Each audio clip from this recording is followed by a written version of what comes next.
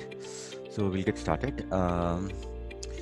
So basically, so last time, this is obviously about presentation skills. It may not be that obvious, but so this is what we went through last week. So how to be effective is what we are talking about, and hopefully we'll also talk a little bit about what is not typically in the material that you found out there is what I thought we should be doing. But I think overall I feel that we should also cover things that are in those the regular material. We will come to that one way or the other, okay? And the reason for that is that I feel that there is a need for us to sort of start from scratch, not just I'm giving you hopefully something from my experience, but I feel that we have a lot of other ground also to cover, okay? But so what we started off with is how to get clarity of thought, how to express better, how to be prepared. These are some of the things that we are talking about. I'm also realizing that these are all sort of interrelated. I'll come to that a little bit later, okay? But clarity of thought, this is what we discussed earlier. So who is the audience? Okay, so you got to understand from the personality perspective, their role, right? What are they trying to do, right? What will their questions be? All of this, and so this will affect who the audience is, will affect overall what you're going to say, okay? How you're going to say it, all of those things, okay? And similarly, what are their goals, okay? Which department are they in? What are they trying to achieve? What are they trying to quote unquote optimize for? These are the things that will tell you how you should orient your presentation. This is all will form the background material for you to basically prepare your presentation, all right? Similarly, what is your role? What is the game that you're playing, right? It will also influence what you're going to say, right? Is it like, okay, my role is, okay, I'm a lead or an analyst, or is that what you're thinking? Or are you thinking, my goal is to make sure that they win, okay?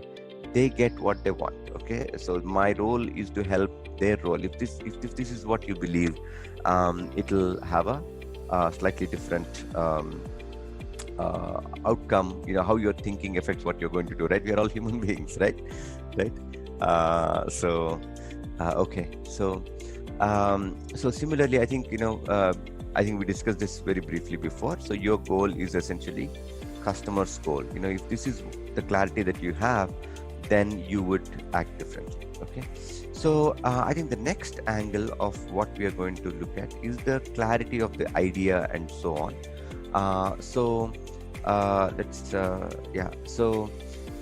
We will also talk a little bit first about nervousness, okay? So I'll give you just a second for you to go through this, and then we will move on.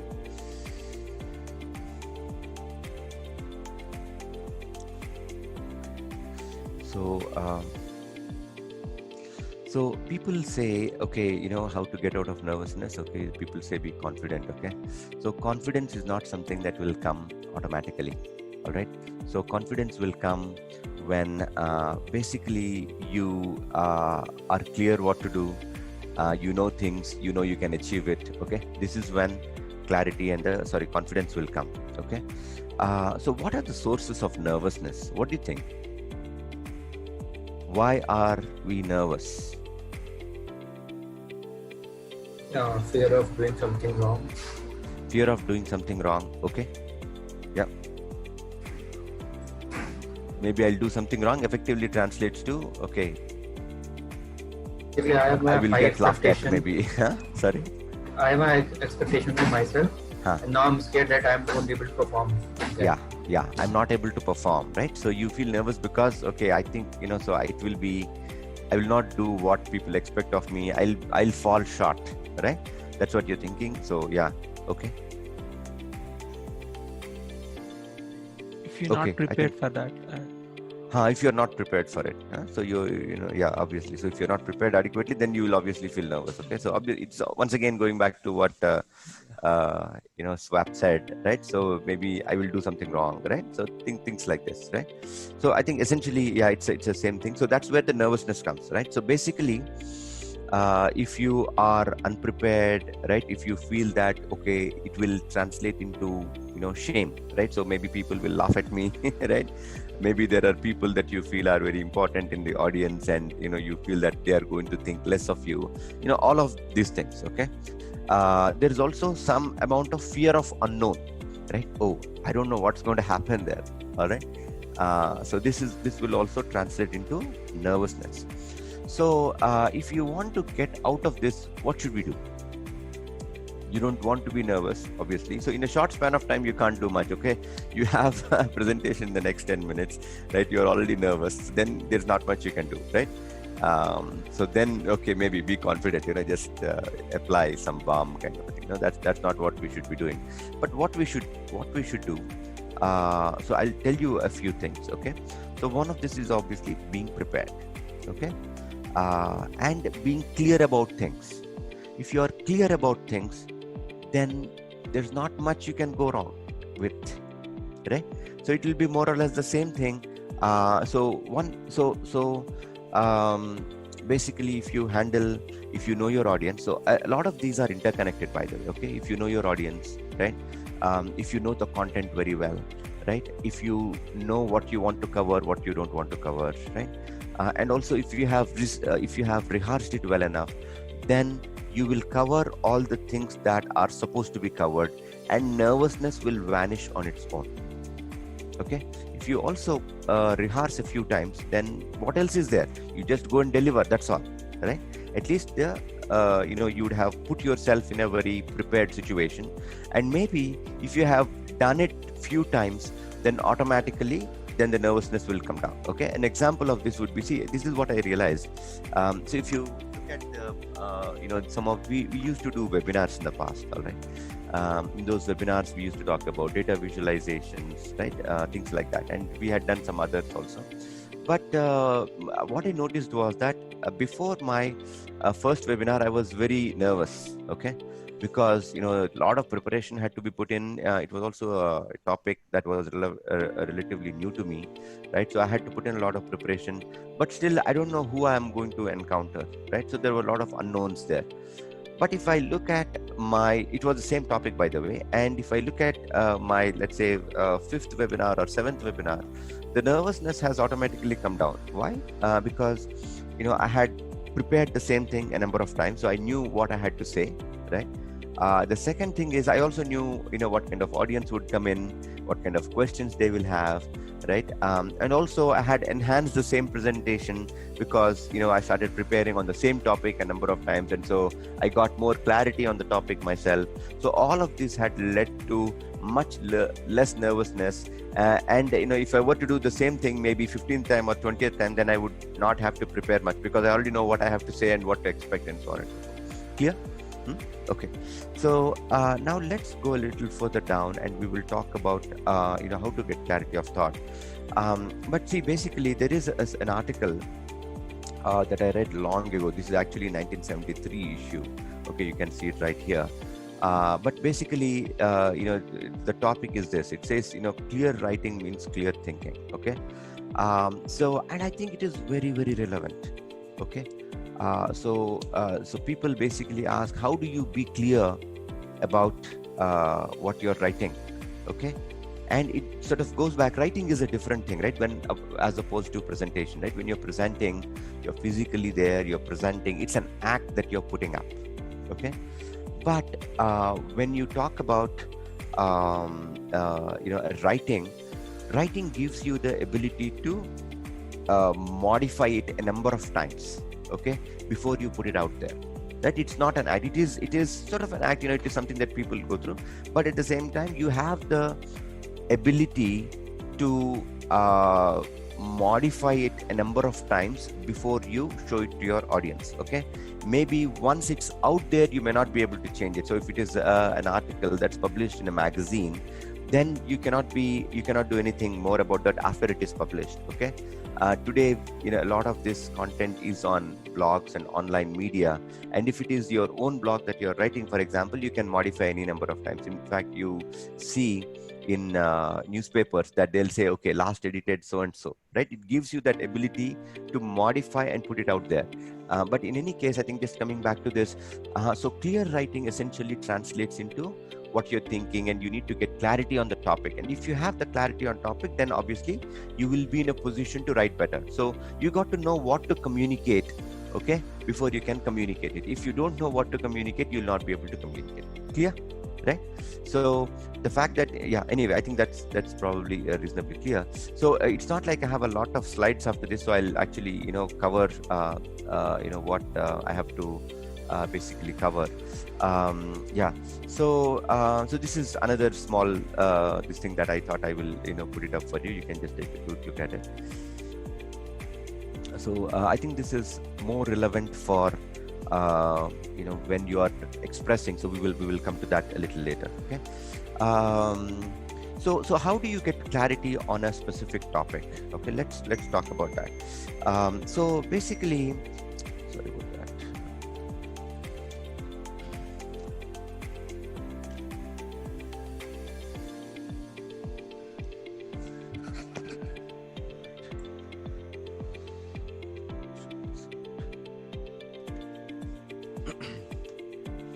So when you have a topic that you have to talk about, right? So the following are the various scenarios that will happen, right? One is basically so the topic is new, okay? So you don't know much about the topic, right? So which means that you'll have to prepare a lot. So it is also possible that you may not have enough time. I think this is something that you'll have to figure out how to get enough time. And I don't think there is any alternative to not putting in adequate preparation. So having short amount of time is actually not a good idea. You'll have to really figure out, so right now what is happening at this point, right? So yesterday basically frequently what would happen is that you would have a situation where so you'll have to figure out how to get time, right? Like what we are doing right now, right? So I didn't have much time earlier, so I had to squeeze in more and more time to prepare for this presentation, or for that matter other presentations as well. So basically the point I'm trying to make is so on a regular basis, when you're making a presentation during a weekday, for example, you may not get time, right? Which means that you'll have to ensure that you start your preparation early. So if your preparation is on Thursday, you might start on Monday or something, or for that matter on a weekend, and then start to prepare for that over a period of time, and at least start to think about it, right? So this is one of the ways of getting more time and so on. So you could have a situation where you have a lot of material to prepare for, okay? So it would be an unfortunate situation, but if you have to read 200 pages, okay, and then you have to present, so then you'll have to know what to do, right? But I think there are largely the following areas that I feel that you should focus on. So let me just, okay, so when would you prepare more? The one is, the more important the topic, okay, the different the audience, okay, and newer the topic for you, the more preparation that you'll have to put in, okay? So what does it mean? So this will so the more preparation that you put in, the more sort of, once again, the clarity you will get, right? And you'll also know what to talk about and stuff like that. So some of the scenarios, see, people will not hang you because you did not know everything. So they also know who you are, what you're doing, what amount of time you have been able to allocate. All of that the audience also know, okay? In most cases, if it is a public gathering, probably they will not know about your plight and so on and so forth, but usually they will know, okay? So if there are things that you cannot do, okay, people will not hang you for it. I'll tell you something. So this is from a Modi's speech, okay? And I don't know if you guys watched this. So he gave a speech just before this particular parliament was about to get started, okay? And he was addressing the newly elected legislators, all the parliamentarians, right? The MPs. So, and he said a point which I felt is very relevant here. He said, see, if there are 10 things that need to be done, right? If you do 7, public will not judge you, or public will not see it as a negative if you're not able to do those 3 things. Okay? Because they also know what you can do and what you cannot do. Okay? The same thing also applies here, which is that if you have X number of things to do, right? And if the audience knows, that you cannot, cover everything, or you cannot, really get clarity on some things, they are not going to hang you for it. Okay? They are also realistic. But if you do not do what is in your control, okay, and what you don't do, that is when you have a problem. Are you guys getting what I'm saying? Got it, na? Is it clear? Yeah. Hopefully, yeah. Okay. But they know that when you make a good attempt, okay, they'll be happy with it. Okay. If you have done all that you have to do, then they'll be happy with it. Okay. And also, see, some of this nervousness will also come in. Okay. Because you feel there is an image that you want to portray. Okay. That you cannot be, that you cannot make justice in the current presentation. Okay. So I think in that case, I think actually what you have to do is you have to accept the reality of who you are and what you are. Okay. And of even the preparation that you have put in. Okay. And be out there, open yourself and be who you are. And if you are who you are, then automatically nervousness will come down. There is no need for you to sort of put up a show in that sense. You get what I'm saying? Right? So you just be honest, accept the reality of who you are. And of course, you want to make a good attempt. We are not going back on that. Okay? But you are humble and you accept the reality of who you are and what you are. And then make a very good attempt at what you have to do. Then automatically acceptance will come in from the audience as well. Okay. So let us go a little further. Right. See, in terms of preparation, right? So there are the following things that you have to look at. Okay. So one is the coverage of the topic. So have you ever heard the term MECE? M-E-C-E? MECE? Okay, which is mutually exclusive. Okay, M-E-C-E. Okay, and collectively exhaustive. Okay. So when you prepare, you want to make sure you want to cover everything, okay, in such a way that you will have mutually exclusive components, okay. So do not basically take one topic and mix other topics into that, okay, it's not necessary. So similarly, you want to be collectively exhaustive, which means that you want to cover everything that you are supposed to cover, okay. If you do that, then you will, this is a concept that will usually sort of help you in the things that when you're preparing. All right. All right. So what to do when you have ambiguous topics, okay, and you have not prepared well enough? What do you guys think?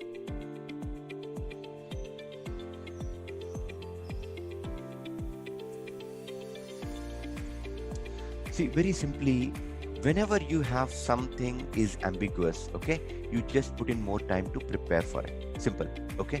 You can also, what you do is, see, who is it ambiguous for? Is it ambiguous for you, or is it the nature of the topic that it's ambiguous, okay? And in those cases where the nature of the topic is ambiguous, I don't think you'll be able to do much. Right? If that's the nature of it, that's the nature of it. See, what's going to happen to COVID situation at this point, nobody knows. All right, right? So if nobody knows, they don't expect you to know it. Okay. But if it is ambiguous to you, then what you can do is you can basically ask people. Okay. In any of the other areas also, like for example, who is the audience, what are their goals, things like that. If you don't know, it's a good idea to check with somebody else so that maybe they have clarity of it. So see, remember we spoke about it last time as well, that if something is not clear to you, it's a good idea to ask people, right? So that you will at least, you know, make a collective attempt at it. Okay, it's not like you are doing it on your own, right? And I think I did mention that I think generally men, okay, and boys tend to think, okay, I'm a macho, right? I won't ask, I will do on my own, and I'll, you know, put up a great presentation. Okay, that is not necessarily a good idea for you to think of it like that. And the right way to think of you would be to say, okay, so if you are working with someone else, okay, it's obviously, if you're making a presentation and if it does affect the company's reputation, for example, then in that case, you know, it's a good idea for you to check with them to say, okay, hey, am I covering everything? Okay, am I being clear? Okay, things like this. Okay, long ago, actually, I was very, very nervous at one presentation. Okay, very nervous. Okay, people did laugh at me. Okay, and that's what I was worried about. And people did laugh at me eventually. And I went back and talked to the person who is in charge right there, and I asked him, can you give me some feedback, okay, on what I did? He said, see, you were nervous. Okay, and I feel that I could have done a better presentation if I went back and talked to him beforehand. This is a different presentation than the previous one. Okay, I made so many mistakes. What should I tell you? All right. So I think if I went back and talked to him and I asked him, see, this is what I'm trying to cover. Okay, do you think I'm covering enough? Am I covering all the areas? Am I going in depth adequately? Right? So does this have the clarity of what I'm trying to propose? If I had asked all these questions, I don't think the person would have gone back and said, no, you should do it on your own. I don't think the person would have said that. At least he would have said, okay, let me take a look at it. This broad things he would have covered, and he would have told me. But I was like, oh, I'm a macho, you know, I should, you know, sort of do it on my own. It didn't even strike me that I can potentially ask him or her about this particular thing. Okay, so there's no need for us to do that. So the ambiguity also, you can cover this by going to the respective individual, okay, and then talking to them saying, hey, these are the areas I'm unclear, can you tell me? Maybe the person will tell you, saying, okay, maybe this is not necessary, you don't have to cover, or you can tell them that this is ambiguous, you don't have to do that, you know, all of that kind of thing, right? Maybe the person will say, oh, this is exactly what the topic is, this is what you should say, and things like that. Okay, there are various possibilities here. Okay, so that is how you can sort of overcome ambiguity. So also, I think there is one other area here, which is that the more difficult the topic is, also the more preparation that you have to put in. Okay, if it is difficult to express, or maybe you need more time to be able to express it properly, okay, even then you need to prepare more. Okay, I think we'll have rehearsals and stuff like that. We will come to that. Okay, so I also want to tell you about a couple of other areas. Okay, so what to communicate. Okay, see, what to communicate.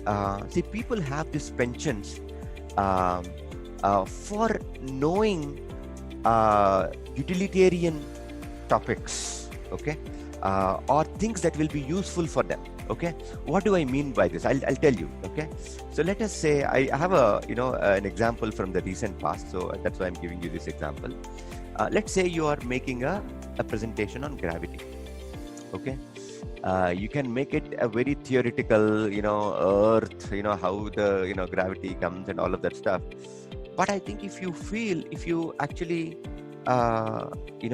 give people, so I'll give you some examples of how you use gravity. Do you guys use gravity anywhere? Yeah. Huh? How? Yeah. Like we have hovered a tank on the top of our house by gravity or getting by water. Excellent. Perfect. That's a great example of how you're using gravity without having to put in a motor, right? To push water, you are able to get water every day, right? Okay. I used it yesterday for something else. I'll tell you what it is. Okay, so we had soap. You have this hand wash, right? You get this in plastic pouches, right? So there is the last amount left over.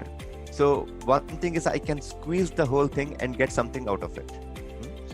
So what I did was I put it inverted, okay, and I left it overnight, okay, and obviously all the soap will come down and it will accumulate at the mouth of the pouch, right? And then in the morning I just sort of unscrewed this and put it on the bottle, and then it just quickly got down, right? Is it a decent idea of using gravity, right? Yes. So similarly, I have another example as well, power generation, right? You have so much water in a reservoir. What do they use? Of course, they use water, but they are also constantly using gravity in order to create that pressure. Yes or no?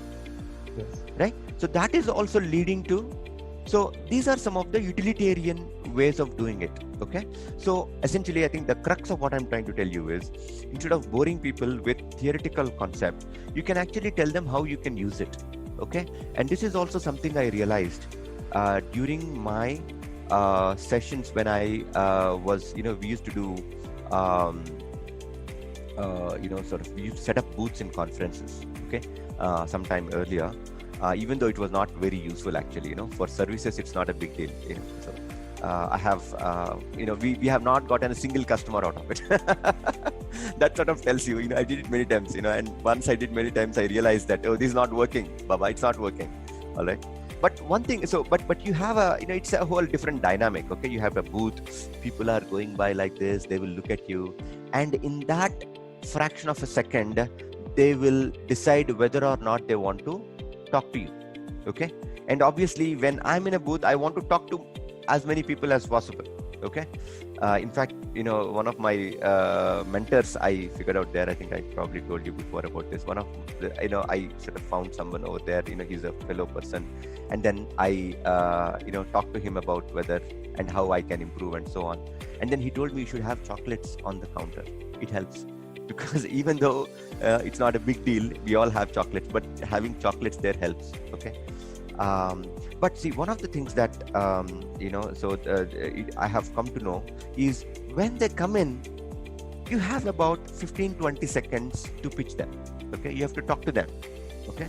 And what I realized was, if you tell them something useful, it will anchor them. They can potentially talk to you a little bit more. Okay. If your objective is to help them to talk to you and have a conversation and so on and so forth. You guys getting what I'm saying? Yeah. So the main point that I'm making is you have to be useful to them. Okay. There is a whole concept of how to videos. I'm sure you would have seen a ton of them, right? So how to do X is a category of videos in itself.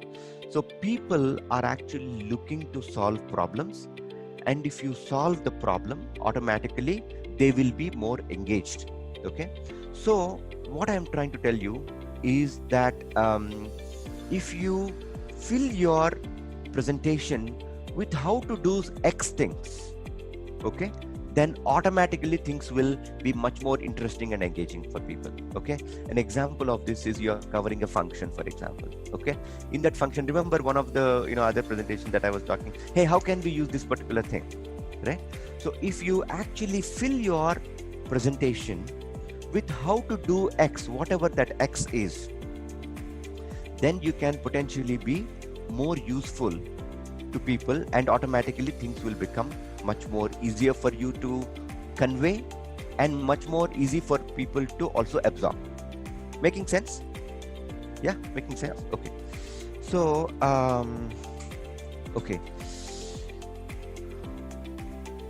See, there is also one more topic that I want to cover. I will just start this now because I want you guys to experiment it, as you present next time around. Okay. So if you look at what Jairam is doing, he's doing some fantastic presentations. So if you look at what he's doing, he already has a set of stuff that he wants to cover, right? X number of functions he wants to cover. Okay. That automatically drives the structure of the presentation. Okay. So I think this is one of the things where I felt that even though I was like, trying to give you guys some stuff from my experience and so on and so forth in terms of all the mistakes and the blunders that I made, right? But I also feel that you guys need to know, some of the basics, okay? Like for example, the structure of the presentation, okay? So what is the structure of the presentation? You guys need to know, okay? So you have to set that beforehand, okay? Why should you set that beforehand? Because that will drive what is going to happen, in that particular presentation, okay? If you don't know that, you can just, get on a tangent and go on a tangent, okay? Which is a disaster, okay? It is a something that you can avoid, okay? Because often, so we'll get lured into handling something which we don't want to handle, which will be an impediment in the coverage of the topic, okay? What the structure will do, what is the structure? First of all, let's see what's the structure. The structure essentially means, if you have 30 minutes, okay, you will essentially talk about, okay, the first X number of minutes, I'm going to talk about this. Bulk of this is what I'm going to cover. These are the major points that I'm going to make, okay? And maybe I'm going to close it with this particular topic, okay? If you have this structure, if somebody comes in, and obviously questions are there, right? And I keep asking questions in your presentations, and I also want you guys to ask questions in other presentations as well, right? So if there is a question that comes in that is likely to take more time, okay, then you will basically say, no, I'm not going to deal with this now. I'll come back and deal with this later, okay? Because you have that structure in mind, okay? And obviously you will know what to cover. This will also reduce your nervousness and so on and so forth, okay? You will know what to cover, what not to cover, more importantly, because what not to cover, if it comes in, okay, then that's a time sink, okay? You guys know, engineers, there's a heat sink. Just like a heat sink, there is a time sink also, right? You don't want to get to a time sink. If it goes to a time sink, it's going in the wrong direction. You got to. So also tells you what to focus on, what not to focus on during your presentation, okay? And it also sets the flow of the presentation, order of the presentation. It's also going to set this up, okay? We will cover this in more detail later, okay? And I want you guys to think of this in the presentation that you're going to make next week. All right. So time for questions.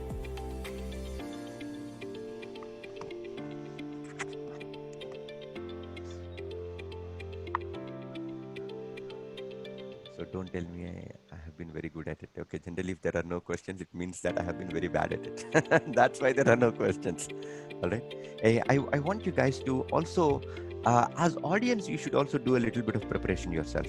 Okay, to know what you want to know from this presentation. Okay, I'll tell you why we are making this presentation. All right. So we have this session because so I don't know if you guys feel, okay, I don't know, I'm just guessing it, okay, that some of you feel, so if I ask questions to this guy, he's going to ask more questions in my presentation. So I'm not going to ask any questions so that I can save myself in my presentation. Okay, I think that is not what we should be thinking. Okay, what we should be thinking, and see, I'll tell you what's the goal of this particular thing. All right, the goal of these sessions is that you hopefully, the objective at least, this is what we are, very humbly, this is what I'm hoping we'll be able to achieve, in that over a period of time, we can transform the team into much more capable people. This is the objective with which we are doing this. You get it? Okay. And I want you also to think like that, that this is every day I want to become more and more and more capable. Okay. And so asking questions is not a bad idea. Asking questions is actually a very good idea, because that will then set you to learn more. And even though they are going to ask you questions, it will set you to learn more. Okay. So Jairam has a question, I know. Go ahead, Jairam. So most of the time, like I plan to prepare for 45 minutes, but what happens is when it comes to presentation, I'll be just fast and complete it in maybe 20 to 25 minutes. Okay. So like how to okay. So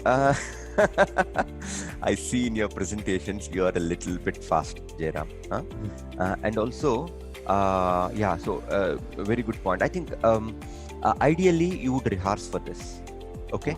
And also typically it is a good idea, in the past what I have seen is, so it is better to have a little bit more content, okay, than you feel it will be sufficient, okay, because eventually you will miss some things, okay, and that is also going to, if you miss something, essentially all of that is time saving, okay, time saving in a negative way because you're not actually covering it, okay. So a little bit more preparation in terms of putting in more content, okay. So like I mentioned to you before, right, like for example, I'm just going to quickly turn off my video because somebody is trying to come in. So if you have more content in the terms of, if you're covering functions, for example, basically what you can cover is, how it's going to be useful, things like that. I don't know what exactly you're going to cover. You can cover more things, okay. If you can cover more things and more, so like I mentioned, how is it going to be useful, whatever is going to be more useful for people, if you can cover that will consume a little bit more time. Okay. Okay. But great question. I know you have been dealing with this question. Jagdish, go ahead. No, as of now. Okay, good. So, I had a question. Yes, sir. So, like the example you gave us, the joke. So what I meant was something different, but what the audience perceived, that was something different. Okay. Like the previous. So how to tackle those situations? Because when you are presenting it, you won't be knowing that the audience will perceive it in a different way. Okay. So how audience will perceive? See, obviously, you cannot really control what the audience is going to perceive completely. All right. So it is going to be very different. So to some extent, you can prepare for it. Okay. You cannot avoid it completely. See, the more public the audience is, the more different, okay, they are going to perceive, right? You can see when you see, I mean, I don't want to get philosophical here, but how you interpret information is a function of what you have gone through, right? It's a reflection of all your memory that is playing out in terms of perceiving a thing. So their memory is obviously not in your control, right? So what you can do is you can actually be more clear to the extent possible, okay? You can be more clear in terms of what to convey, and you can also be more clear in terms of the words you use and stuff like that. That can potentially bridge the gap a little bit. That is all you can do, okay? But I think, in terms of, maybe, if you're talking about some of the presentations you have been making and how we have been reacting, right? Possibly. So this is a relatively homogeneous audience we have here, which is a very good thing, right? So all of us, want to know what you're saying, and we want to know what we are all sort of technically oriented. There are a lot of things, but still there may be many things that we may not be potentially, it may not be in your control. Okay. So what you can do at that point is, so some of the things, if it is a little difficult for you to convey that information, okay, what you can do is you can prepare to make it a little bit more clear. Okay. So for example, images actually help you sort of be a little bit more clear. Whatever is the output that you want to portray, right? You can, get that and show it beforehand. Okay. So that the amount of perception that people will have can be limited to what you have right here, okay, on the screen. Okay, so that is something that you can potentially do. Yeah, I don't know if I completely answered your question, but it is a gray area for sure. So you can do more prep. You can sort of minimize the things that others can perceive, so that automatically clarity will go up a little bit. Okay, this is how much I can go.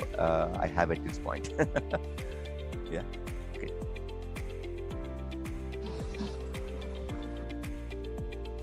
Okay, pounce on me, guys.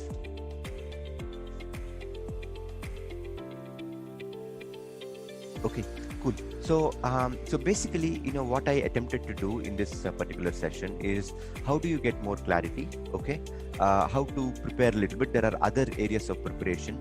So I'll go into the structure a little bit more, and I'll also go into the timing aspect of it a little bit more in the next sessions. Okay. So this is what I hope to cover. You also think about it a little bit, okay? Do experiment with some of the things that we have talked about, okay? I want you guys to, in a matter of about, let's say 2 months, 3 months, okay? We should have much better presentations than what we are doing at this point in time, okay? And that's also one of the things, which is that you got to put in more time and prepare for it adequately, okay? Then you will be in a position, okay? See, to the extent possible, see, today I got very little time, okay, to prepare. Okay, yesterday evening I had some stuff to do. Weekend also I couldn't. Weekend was very busy with the Guru Purnima, a few things that we did, etc. So so there are a lot of things, and I didn't get time. So yesterday night also I did some things that were unnecessary. I realized that today I had to make presentation. I woke up early in the morning, okay, and I cut down on other things. I put in time, and I sort of put together what I feel that I had to communicate, okay. So putting in the time and preparing is a very important aspect of it. I want you guys to sort of have our presentations improve in the quality of how you present and so on. Okay, so I think the point is made.